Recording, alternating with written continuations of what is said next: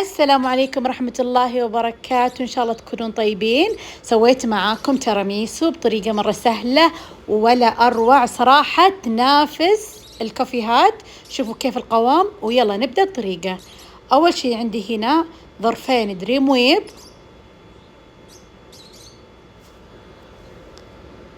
أنزل عليها فيلادلفيا طبعا 180 جرام.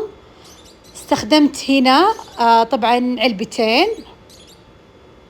وأنزل كمان العلبة الثانية مثل ما انتم شايفين. وعندي هنا علبة من قشطة الجيمر مثل ما انتم شايفين، تقدرون تحطون قشطة عادية. طبعا حطيت العلبة كاملة، وأنزل هنا ربع كاسة من الحليب، حليب السايل، واخلطه بالخلاط. طبعا الخلاط احس ما شاء الله تبارك الله ينجز لي، تقدرون تحطون المضرب العادي او المضرب الكهربائي.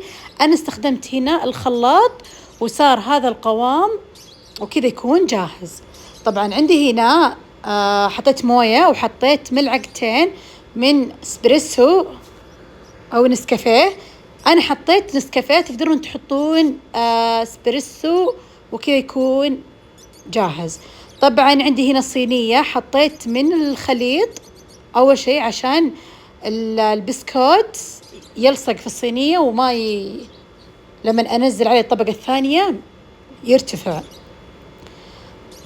وأغمس البسكوت الليدي فينجرز،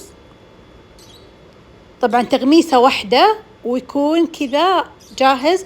طبعا رصيتها وأحط الخليط، خليط بعدين بسكوت بعدين خليط وبعدين بسكوت. طبعا بس تغميستين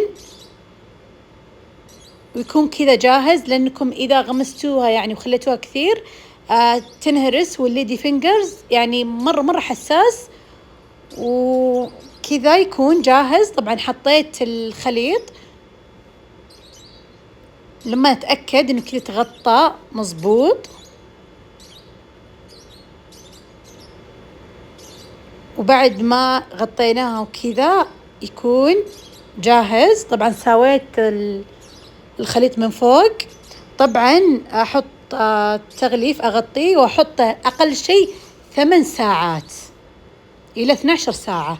بعد 8 ساعات فكيته وأحط الكاكاو البودرة، ويكون كذا ترميسو جاهز.